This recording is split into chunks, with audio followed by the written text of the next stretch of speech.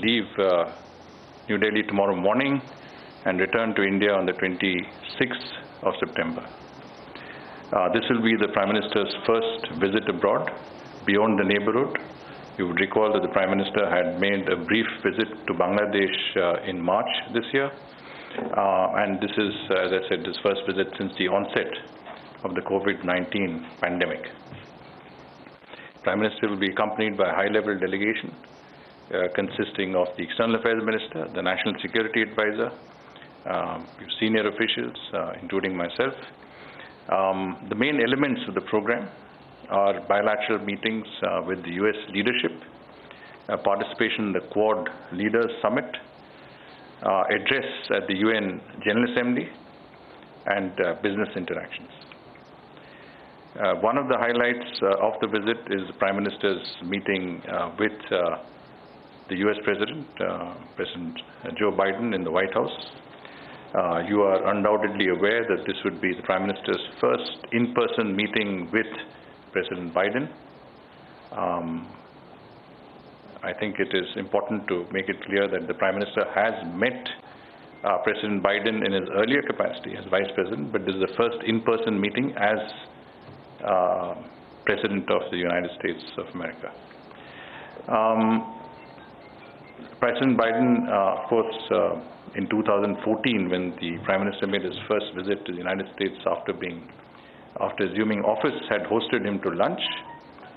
In 2016, when the Prime Minister addressed a joint session of the US Congress, it was President Biden, in his capacity as Vice President, who had presided over that session. The leaders have been in regular contact in recent months. It was in November that the Prime Minister called to congratulate President Biden in his electoral victory. Since then, they've spoken in February and April this year.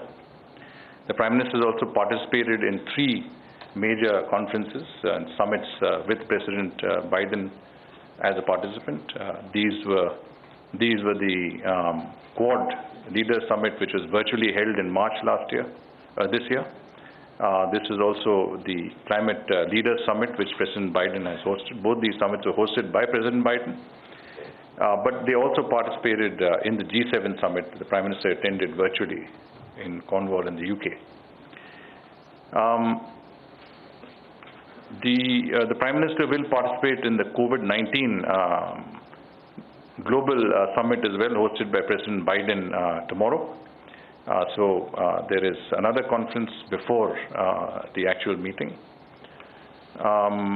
At their bilateral meeting on the 24th of September, the Prime Minister and President Biden will review the robust and multifaceted India-US bilateral relationship.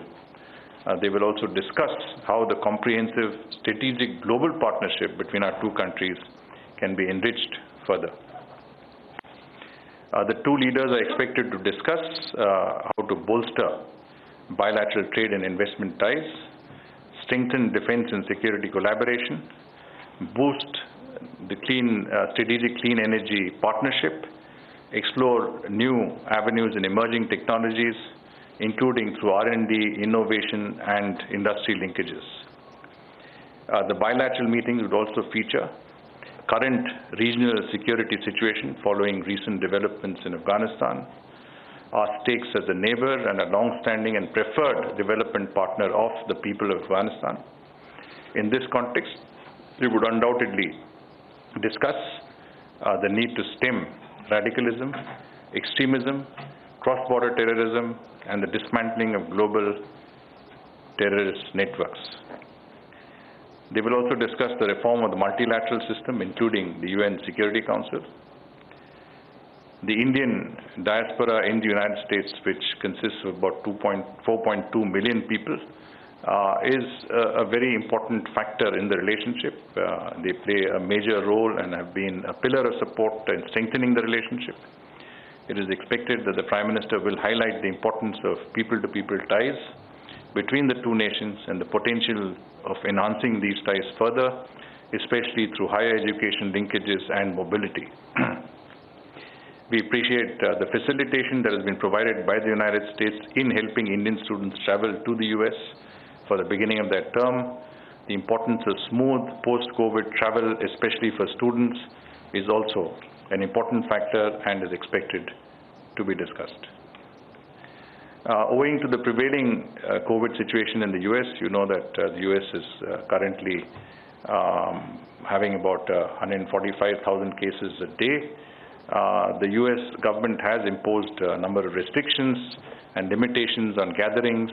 The program has been drawn up keeping these constraints and restrictions in mind. The Prime Minister's bilateral engagements include a meeting with Vice President Kamala Harris. This will be the Prime Minister's first formal interaction with the Vice President. It would be recalled that the Prime Minister and Vice President Harris spoke on the telephone in June this year. The Vice President had offered to prioritize India in making US vaccines available in the wake of the COVID situation at that time in India.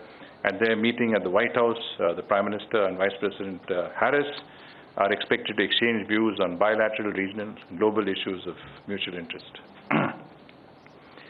I did mention that the Prime Minister would be having some business-level interactions with the objective of strengthening two-way trade and investments. The US is a very large investor in India. There are a lot of companies that have not only invested significantly in India, but also have the potential to invest either in terms of new investments or expand their existing investments in India.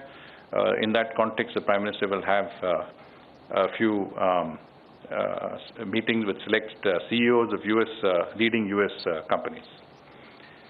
Now, on the Quad Summit, as I mentioned, this is the first time that there would be an in-person Quad Summit. This would be on the 24th of September, held at the White House. Prime Minister will join Prime Minister Morrison, Prime Minister Suga, and President Biden for the summit. As you would recall, the Prime Minister had participated in the virtual Quad Summit in March, convened by President Biden. This is the first plurilateral engagement of President Biden. It signaled the priority that his administration accorded to the Quad, and it was also the first meeting of Quad leaders, albeit virtually. We see the Quad as a partnership among four like-minded countries in the pursuit of common interests, in striving for a free, open, and inclusive Indo-Pacific region. At the summit in March, the leaders had announced a broad array of initiatives, including on vaccines, infrastructure, emerging technologies, and climate change. The four leaders will share views and perspectives on the regional situation and the emerging challenges, including in South Asia and the Indo-Pacific region, on how to work together to contain COVID-19, evolve a common approach to emerging technologies, and a means of addressing climate change. The leaders will take stock of progress made since the March summit, especially in the COVID-19 vaccine partnership. They will identify new areas of cooperation that will reinforce the positive and constructive agenda of the Quad, including contemporary areas that will benefit the Indo-Pacific region as a whole. As you know, the Quad has acquired momentum in the recent past and has been seen as a natural evolution and elevation to the apex level in view of the fact that the four countries share core attributes such as democracy, commitment to pluralism, market-based economic principles. They also have a shared vision of a free and open, inclusive Indo-Pacific region. You add prosperity to that as well, and with respect for international law. This is a region that is home to all the four countries represented in the Quad, and many partners, including the ASEAN, which is central to Indo-Pacific outreach, are a very important part of that overall effort. India's approach to the Indo-Pacific was enunciated by the Prime Minister in his speech at the Shangri-La Dialogue in 2018, when he also expounded on his vision of Sagar, or security and growth for all in the region. On the conclusion of his program in Washington, D.C., the Prime Minister will travel to New York on the 24th of September evening, where he will go in for the third element of his visit at the UN General Assembly. On the 25th of September, the Prime Minister will be the first head of state or government to address the United Nations General Assembly at its 76th session. The theme for this year's general debate is, and I quote, building resilience through hope to recover from COVID-19, rebuild sustainability, respond to the needs of the planet, respect the rights of people, and revitalize the United Nations. As you can see, it's a rather long theme, but nonetheless represents the main, I would say, topical issues that are important for the international community today. India is currently a member of the UN Security Council. We held the presidency in the month of August, and we steered the Council at a fairly challenging time. While addressing the UN General Assembly, the Prime Minister would dwell on the important issues, including the regional situation, cross-border terrorism, global efforts to combat COVID-19 and climate change, and the need to reform multilateral institutions. The fourth element of the Prime Minister's visit would be bilateral meetings with our close partners, Japan and Australia. The Prime Minister will meet the Australian Prime Minister, Scott Morrison. This is their first meeting in person in the post-pandemic period. The two leaders have maintained a regular dialogue with 3 phone calls. As you recall, Prime Minister Morrison called Prime Minister Modi just a few days ago. They have participated in a virtual summit in June 2020, when the India-Australia relationship was elevated to a comprehensive strategic partnership. Just recently, we had our 2+2 dialogue with the Foreign and Defence Ministers of Australia visiting India. The two Prime Ministers are likely to discuss the gamut of India-Australia relations and I think anything that is of mutual interest to both our countries. The Prime Minister will also meet Prime Minister Yoshihide Suga, the Honorable Prime Minister of Japan. This will be their first in-person meeting and follows 3 telephone conversations they had recently. They will review progress in the close and multifaceted cooperation between India and Japan under the framework of the India-Japan Special Strategic and Global Partnership and discuss priorities for the future. The Prime Minister's visit with the compact program will bolster India's key strategic bilateral partnership with the United States and our close partners, Australia and Japan. It will also consolidate the Quad as a force for global good and will give the Prime Minister an opportunity to share his vision at the multilateral arena.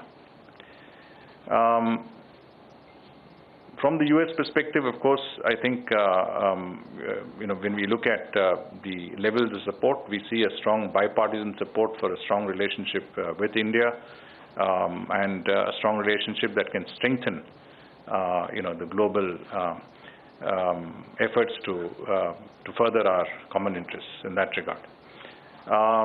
We also, I think, as I mentioned, we have very strong trade and economic linkages. Bilateral trade in the year 2019 was at $149 billion, and I think there is scope to take that even higher. In the defense sector, we've had a number of, I would say, exchanges. We are now preparing for exercise Yuddha Abhyas, which is the Army-level exercises. As we speak, we are also participating in the Malabar naval exercise, which is underway in Guam, with the participation of Australia as well.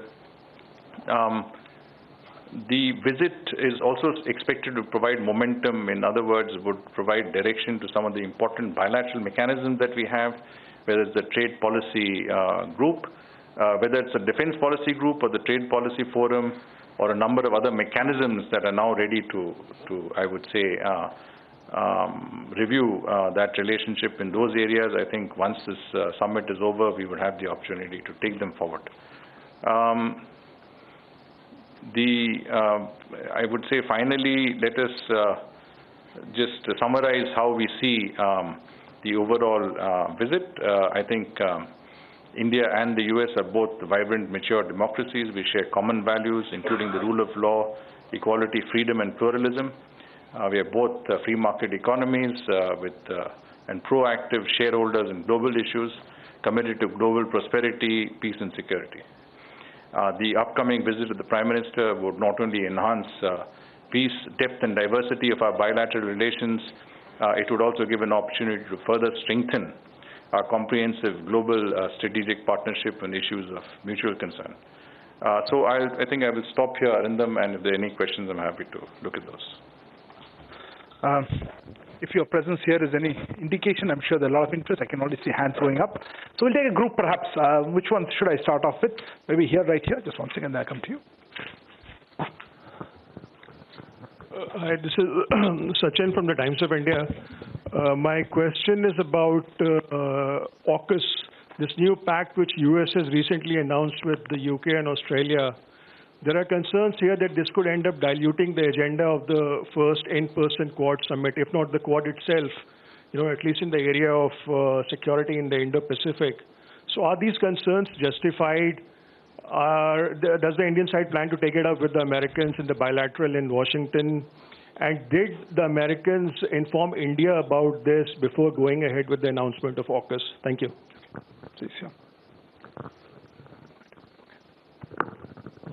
Foreign Secretary, related question.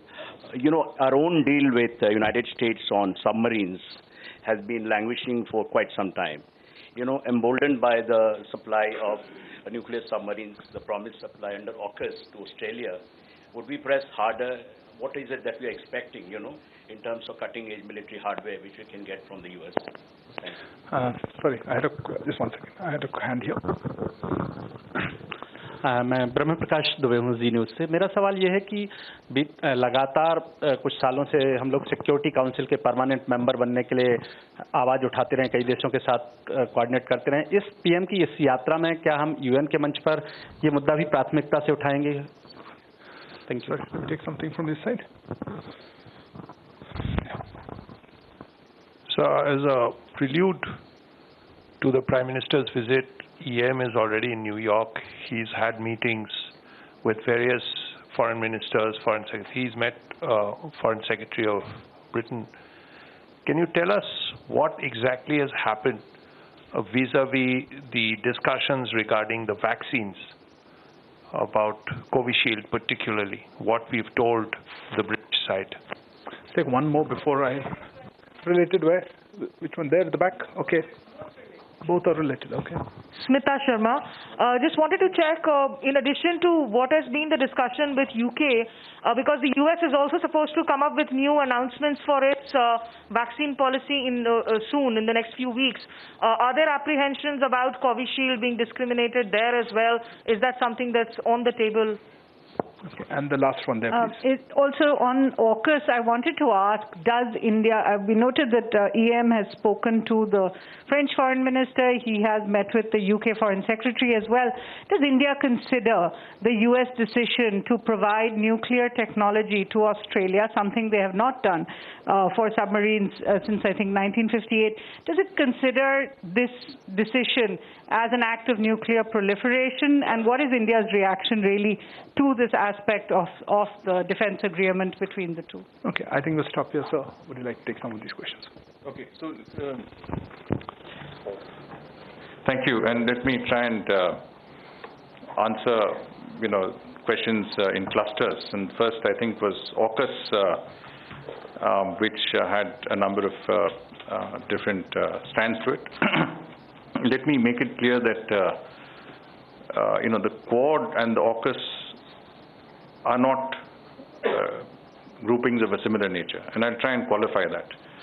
The Quad is a plurilateral grouping, a group of countries that have, a shared vision of their attributes and values. They also have a shared vision of the Indo-Pacific region as a free, open, transparent, inclusive region. The Quad has adopted a positive, proactive agenda with, as I said, a wide array of initiatives at the global level to address some of the issues of the day. This includes dealing with the COVID-19 pandemic, including the supply of vaccines to the Indo-Pacific region. It includes working on new and emerging technologies. It includes working on issues like climate change, infrastructure, maritime security, education, humanitarian assistance, and disaster relief. There's a wide array of initiatives that the Quad has undertaken, which is, as I said, designed to cater to the requirements of the Indo-Pacific region. On the other hand, AUKUS is a security alliance between 3 countries. We are not party to this alliance. From our perspective, this is neither relevant to the Quad, nor will it have any impact on its functioning. I think with regard to Suhasini's question on nuclear proliferation, I saw that the Australians have clarified that they are working on a nuclear-propelled submarine. That means propulsion is based on nuclear technology, but it would not have any nuclear weapons, and as such will not be in contravention with any of Australia's or international commitments with regard to the issue of nuclear proliferation. But this, as I'm saying, is what I've seen, and I'm not saying it from any other perspective. With regard to let's say permanent membership, I think the question Brahm Prakash ji ने आपने पूछा था जी news से India का permanent membership का प्रयास, तो इसके बारे में इंडिया हमारे भारत का अमृत महोत्सव और यूएन के 75वीं वर्षगांठ कोइंसाइड हो रहा है, और इस अवसर पर प्रधानमंत्री ज़रूर उनकी एड्रेस में, जैसे मैंने कहा, ये जिक्र ज़रूर करेंगे कि यूएन रिफॉर्म कैसे हो सकता है, इसकी ज़रूरत है, और किस प्रकार से यूएन मेंबरशिप को परमानेंट, जो यूएन सिक्योरिटी काउंसिल रिफॉर्म के मुद्दे हैं उसको कैसे मतलब हम अटेन कर सकते हैं, इसमें ज़रूर बातें होगी, चर्चा होगी, और यूएन में हमारे ज़रूर प्रयास होगी इस साल, जो कि एक बहुत महत्वपूर्ण साल है हमारे लिए और यूएन के लिए भी, इसमें हम कैसे हमारे ऑब्जेक्टिव्स को सिक्योर कर सकते हैं, हम ज़रूर इसमें हम ज़रूर शामिल होंगे इस डिस्कशन में. I think the issue of vaccines, I think Sirinjoy's question was the issue of the UK's approach on vaccines. Now, the basic issue is that here is a vaccine, Covishield, which is a licensed product of a UK company, manufactured in India, of which we have supplied 5 million doses to the UK at the request of the government of the UK. We understand that this has been used in the national health system, and therefore non-recognition of Covishield is a discriminatory policy and does impact on those of our citizens traveling to the UK. The Honourable External Affairs Minister, from what I understand, has raised this issue strongly with his counterpart, the new Foreign Secretary of the United Kingdom. And I'm told that certain assurances have been given that this issue would be resolved. And as you saw, the Minister has said that these issues should be resolved at the earliest possible to mutual satisfaction. We have also offered some of our partner countries the option of a mutual recognition of vaccination certificates or vaccine certification. But these are reciprocal measures. I think if, obviously, as we go along, we will have to see how it goes. But if we don't get satisfaction, we would be within our rights to impose reciprocal measures. Sorry, I think there is one on the U.S. policy as well. Look, the U.S. policy has been gradually liberalized, as you can see. We have been, we were under a certain category, we've been upgraded. The U.S. also took steps, as I mentioned in my opening remarks, to ensure that visas for students, Indian students who had to travel to the U.S. to join universities, colleges, institutions, were provided, were speeded up. I think that process is now over. They're now moving, from what I understand, to the professional category, where a number of professionals would be given visas, Indian professionals, to travel to the U.S. We've also seen, as you mentioned in the report, that fully vaccinated travelers would be allowed to freely travel to the U.S. This, I think, is a positive news, because if you look at our rate of vaccination, we have administered over 800 million doses. The health minister yesterday made clear that we would be well within our target to vaccinate our entire eligible population within a short period of time, as the rate of our vaccination process is going. And I think from that perspective, we should be able to ensure that a good number of our people traveling will be in a position to avail of this U.S. opening. Now, you also have to keep in mind that the government has taken steps to facilitate vaccination of those of our citizens who are traveling abroad. You know, students, professionals, anyone going on official work, your vaccination will be expedited, and the period between 2 doses will be shortened. So that will also help our people in availing of systems. And I think increasingly in the international regime, you will find that there would be a requirement of people to be vaccinated before traveling. And this is already being seen. Even in our own country, if you have to enter malls, you have to show vaccination certificates. And I think this is something that, as the rate of vaccination increases, will certainly be an increasing trend. Thank you. Next round of questions. I had seen a hand here. Foreign Secretary, you mentioned that we have a comprehensive please go ahead. strategic partnership with the U.S. and there is convergence of interests, and we're going to be talking about defense issues as well. Now, my question is, now the U.S. and the U.K. are going to be giving technology to Australia for their nuclear-powered submarines, whereas the U.S. has refused to even discuss with India the issue of nuclear reactor propulsion technology for Indian aircraft carriers, Indian carriers and aircraft. Why is this so? Please.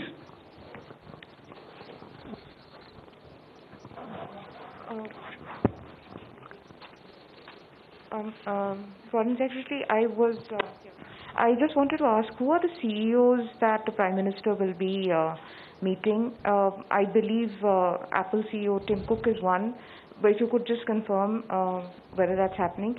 And just wondering about the trade pact. Is there a limited trade pact? Where are the talks on that? And if there's anything else you would want to add on this? Thank you. Here, please. Sir, I just want to check, are we going to discuss the nuclear reactors, which we were talking with the U.S. earlier, and the Westinghouse had at that time declared bankruptcy, and is that process still on, or? At the back, I'll just come back to you.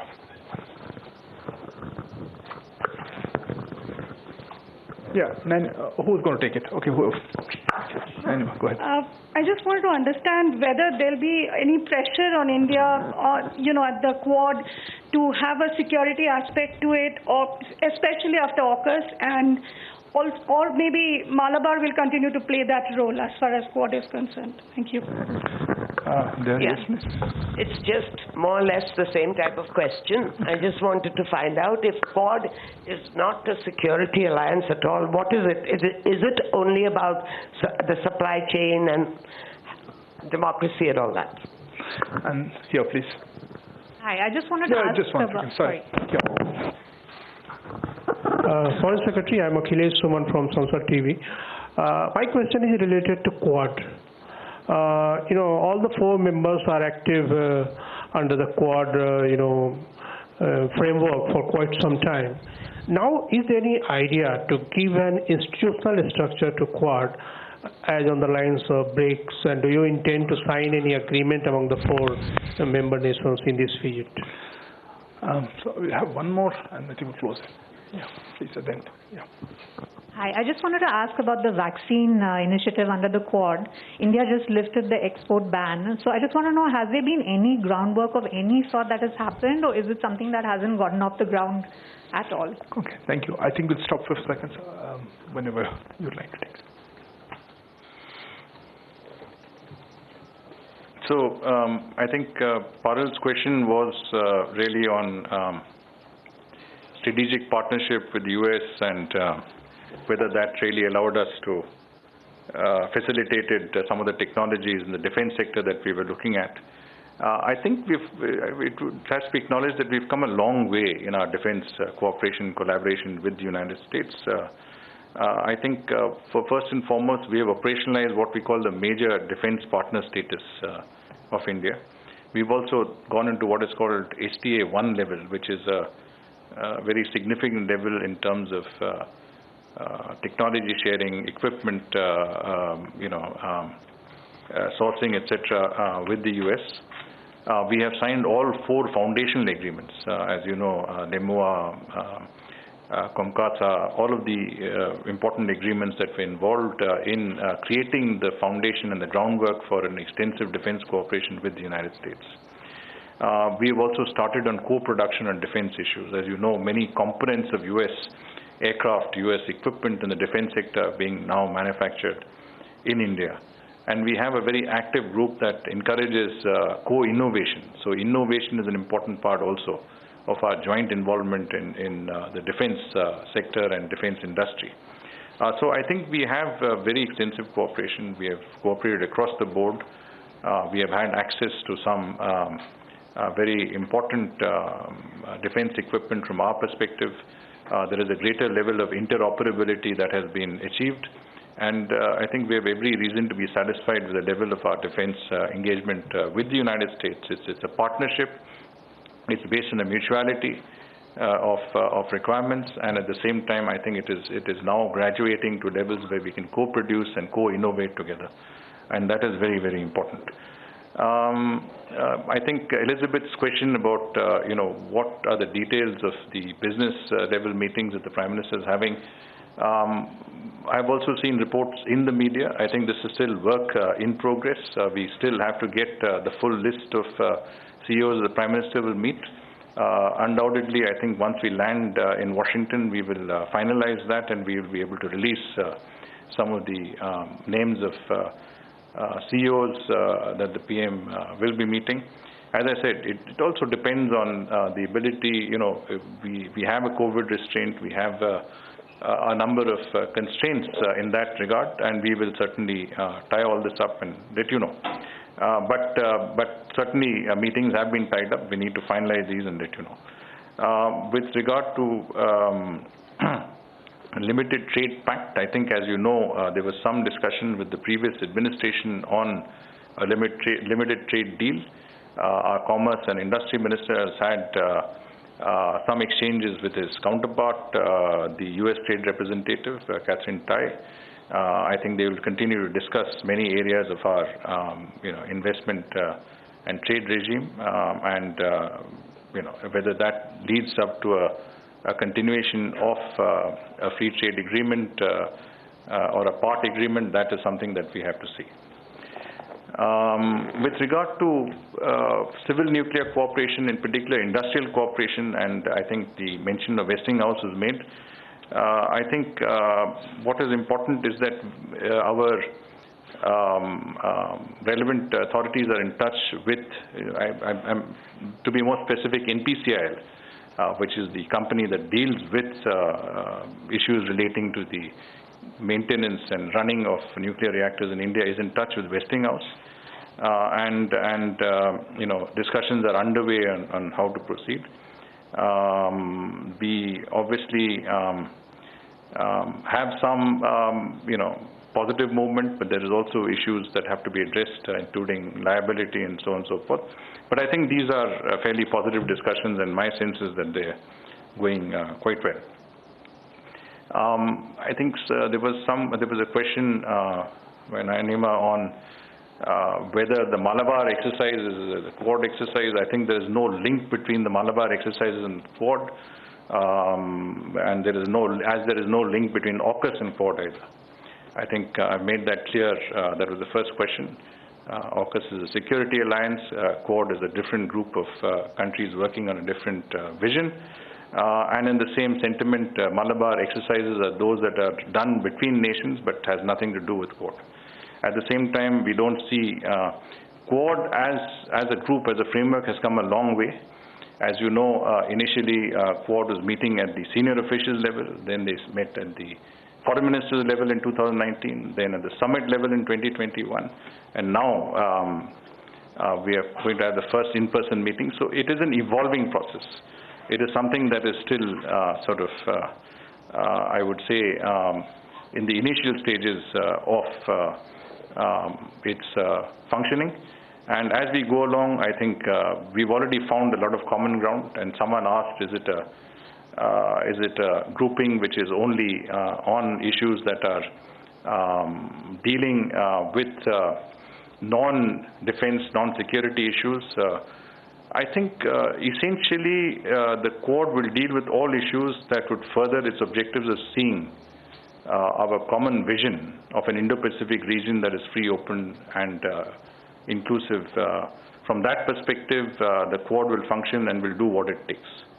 I think effort is to move on areas that would seek to co-opt and enable the Quad to cooperate with our Indo-Pacific partners. As you know, all 4 Quad members are also Indo-Pacific nations. We also believe in the centrality of ASEAN in the Quad's outreach. And from that perspective, whether we can involve our regional partners in vaccine initiative or in climate change or in HADR activities or in maritime security, these are all parts of a construct that would enable us to further that cooperation. And I think Quad has to be seen from that exercise. It is a strategic outreach to be able to co-opt and work more effectively and comprehensively in the Indo-Pacific region, addressing the issues of the day. On vaccine exports, I think you've seen that the health minister, when he made the announcement, spoke about the fact that our availability of vaccines, in other words, our domestic production of vaccines has doubled since April this year. That means in the last few months alone, our availability has gone up from something like 100, 125 million doses to about 300 million doses a month. And from that perspective, we have been able to vaccinate, increasingly accelerate our vaccination program.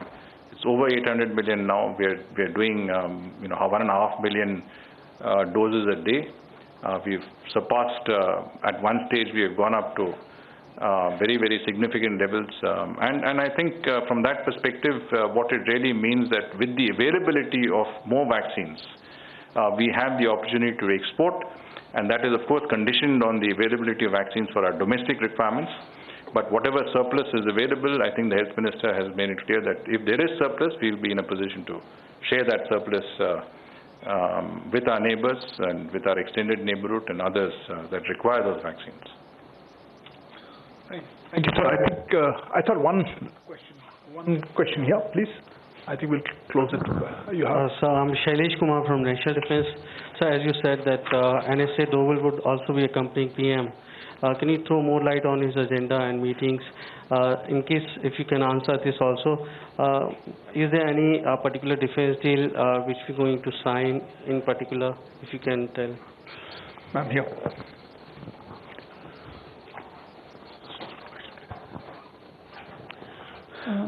Sir, as AUKUS progresses with passage of time, if India is invited to join AUKUS, will India join?